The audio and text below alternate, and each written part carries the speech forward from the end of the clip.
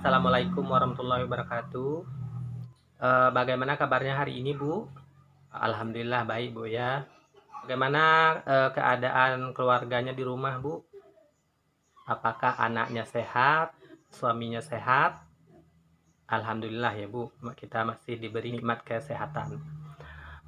Alhamdulillah, alhamdulillahirabbil alamin, wassalatu wassalamu ala asrofil anbiya'i wal mursalin wa ala alihi washabihi ajmain. Amma ba'du. Pertama-tama marilah kita panjatkan puji syukur kehadirat Allah Subhanahu wa taala karena berkat limpahan rahmat-Nya lah sehingga kita masih dapat berkumpul pada hari ini dalam rangka pelaksanaan P2K2 yaitu pertemuan peningkatan kemampuan keluarga, Bu, ya. Kemudian selawat berangkaikan salam tak luput pula kita hadiahkan kepada Nabi Muhammad Shallallahu Alaihi Wasallam dengan lapasnya yang berbunyi Allahumma sholli ala Sayyidina Muhammad wa ala ali Sayyidina Muhammad. Karena berkat perjuangan beliaulah yang telah membawa kita dari alam kebodohan hingga ke alam yang terang benderang seperti yang kita rasakan pada saat ini. Baiklah ibu-ibu semua, sebelum kita memulai materi kita pada hari ini, marilah kita berdoa menurut kepercayaan kita masing-masing. Berdoa dimulai. Berdoa selesai. Nah, ada yang tidak hadir pada hari ini, Bu? Alhamdulillah, alhamdulillah hadir semua, Bu, ya. Nah, di pertemuan bulan lalu Ibu Dewi nggak hadir, Ibu, ya. Kenapa, Bu? Oh, anaknya sakit, Bu, ya. Jadi untuk kedepannya ya, Bu, kalau kita berhalangan hadir, tolong kasih tahu pendamping. Kemudian kalau tidak bisa menghubungi pendamping, tolong beritahu temannya. Seperti itu ya, Bu. Ya, begitu juga untuk ibu-ibu yang lain ya, Bu. Baiklah.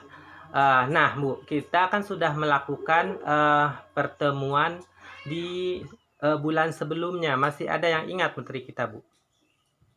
Oh, masih. Ibu Ita ya? Apa, Bu, materi kita bulan lalu? Iya, Bu, ya. Pentingnya gizi bagi ibu menyusui dan balita. Itu ya, Bu. Nah, untuk hari ini kita akan membahas tentang kesakitan pada anak dan kesehatan lingkungan. Nah, kita akan membahas di langkah yang keempat, Bu, ya. Judulnya yaitu pentingnya memperhatikan kebersihan diri dan lingkungan. Jadi itu judul materi kita pada hari ini. Nah, sebelumnya berbicara tentang kebersihan, apa yang terlintas di pikiran Ibu kira-kira? Sehat, Bu, ya. Kebersihan itu adalah pangkalnya dari kesehatan, Bu, ya. Apabila kita bersih, insya Allah kita akan terbebas dari penyakit. Ya, betul, Bu, ya. Nah, saya ingin bertanya nih, Bu, mengapa kita perlu menjaga kebersihan dan lingkungan? Ya, Ibu Ani ya. Apa, Bu? Ya, betul ya. Aplaus dulu untuk Bu Ani. Betul yang disampaikan oleh Bu Ani. Kenapa kita perlu menjaga kebersihan diri dan lingkungan, yaitu untuk menjaga agar kita tetap selalu sehat, Bu, ya. Bebas dari penyakit. Nah, apabila diri kita bersih, kemudian lingkungannya bersih, maka penyakit akan jauh dari diri kita, dari lingkungan kita. Seperti itu, Bu, ya. Ya.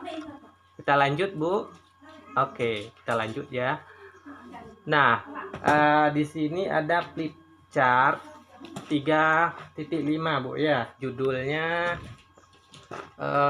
tentang sanitasi berbasis masyarakat.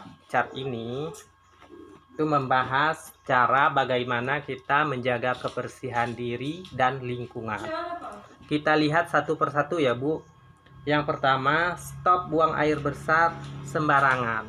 Jadi di sini kita tidak boleh sembarangan dalam buang air besar, tidak boleh di lingkungan.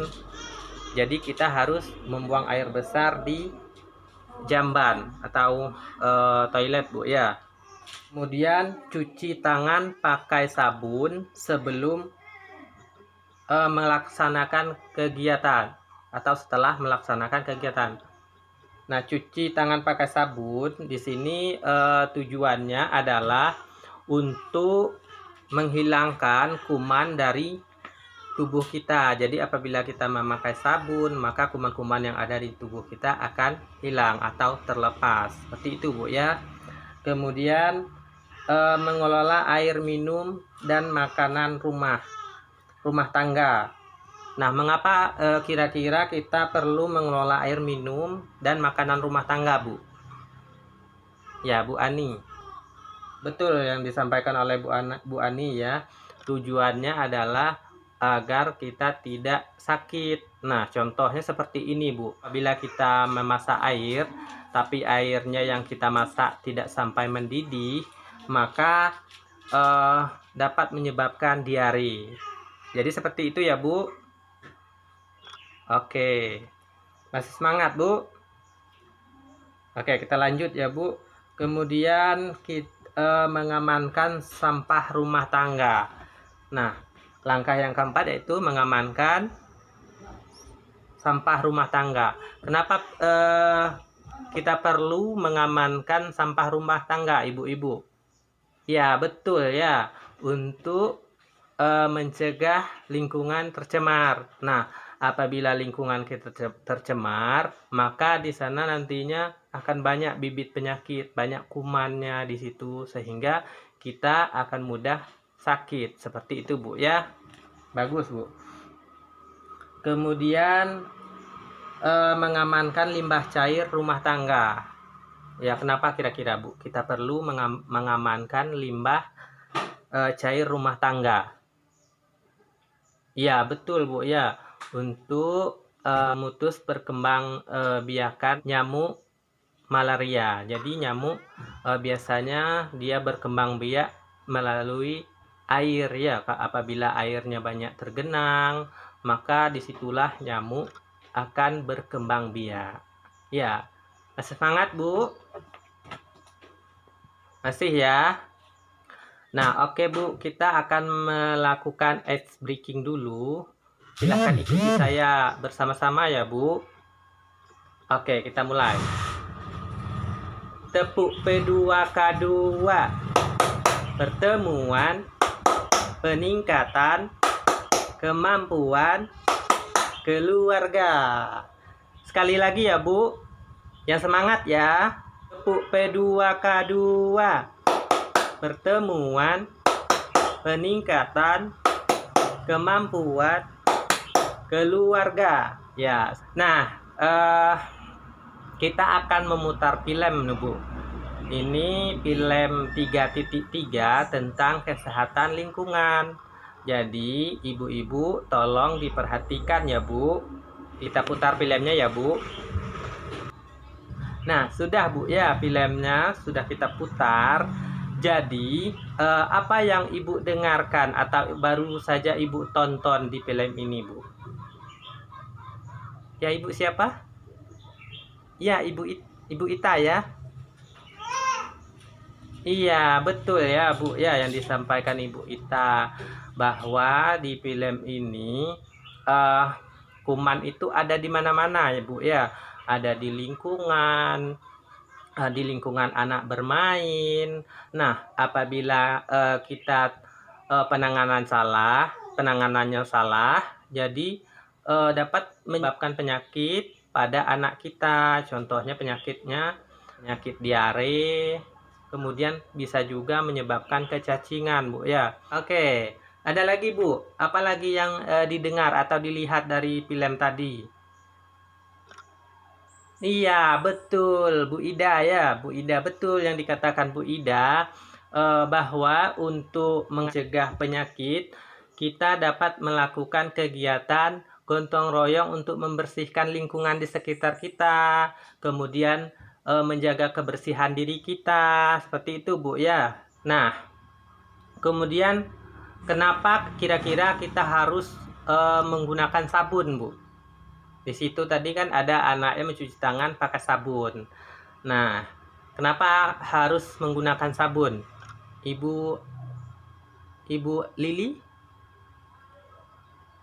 Iya, betul ya Bu Lili ya. Plus dulu Bu Lili. Jadi betul yang dikatakan Bu Lili, kenapa kita harus menggunakan sabun dalam mencuci tangan. Salah satu fungsinya yaitu untuk melepaskan atau menghilangkan kuman-kuman yang ada di tangan maupun di tubuh kita. Jadi seperti itu Bu ya. Kemudian kapan kita harus mencuci tangan pakai sabun? Ibu Ade deh. Kapan kita harus mencuci tangan pakai sabun, Bu Ade? Iya, Bu ya. Betul ya, salah satunya apabila kita setelah melakukan aktivitas atau bermain. Ya, betul Bu ya. Nah, untuk lebih jelasnya kapan kita harus mencuci tangan pakai sabun, kita lihat flip chartnya Ibu ya. Kita lihat sama-sama flip chart 3.6 Bu ya. Oke Bu ya, saya akan membacakan langkah-langkah mencuci tangan dengan baik. Nah, langkah yang pertama, basahi tangan dengan air mengalir. Itu Bu ya. Kemudian langkah yang kedua, gosok sabun ke tangan kita sampai tangan kita terkena semuanya oleh sabun. Kemudian yang ketiga, bersihkan bagian bawah kuku kita. Kemudian langkah yang keempat, bilas dengan air bersih dan mengalir. Kemudian yang kelima, keringkan tangan kita dengan menggunakan handuk bersih atau tisu. Kemudian bisa juga dengan mengibaskan tangan kita. Jadi itu langkah-langkahnya ya Bu. Oke Bu ya, lanjut Bu. Nah, sekarang kita lanjut mempraktekkan bagaimana cara mencuci tangan dengan baik dan benar.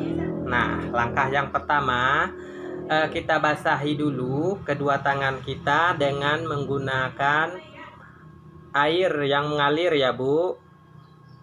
Nah, kemudian yang kedua kita gosokkan sabun ke tangan kita. Gosokkan sabun. Nah, kita gosokkan punggung tangan kita, punggung tangan kiri, kemudian punggung tangan kanan, kemudian sela-sela jari, kemudian ibu jari kiri kita gosokkan ya Bu. Kemudian ibu jari kanan kita gosokkan. Nah, langkah yang keempat, ujung jari kita Bu ya. Nah, kita gosokkan seperti ini Bu. Iya, betul Bu ya. Nah, sekarang yang tangan kiri kita gosokkan. Oke, sekarang kita cuci tangan kita dengan menggunakan air mengalir, air yang bersih ya Bu. Nah, kita cuci sampai busa sabunnya hilang Bu ya. Nah, kemudian langkah yang kelima, baru kita lap tangan kita dengan menggunakan handuk atau tisu Bu ya. Kemudian kita lentingkan supaya tangan kita kering. Gitu Bu ya. Jadi sekarang tangan kita bersih Bu ya, steril, jadi tidak ada lagi kumannya. Nah, mengerti Bu dengan langkah-langkahnya? Ya, alhamdulillah ngerti Bu ya. Bisa dipraktekkan di rumah ya Bu. Ya, bisa Bu ya.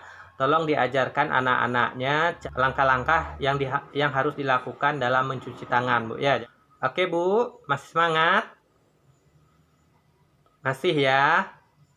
Nah, sekarang kan pandemi COVID-19 nih. Jadi salah satu untuk memutus rantai penyebaran COVID-19, kita harus selalu mencuci tangan setelah kita melaksanakan aktivitas. Jadi seperti itu ya Bu.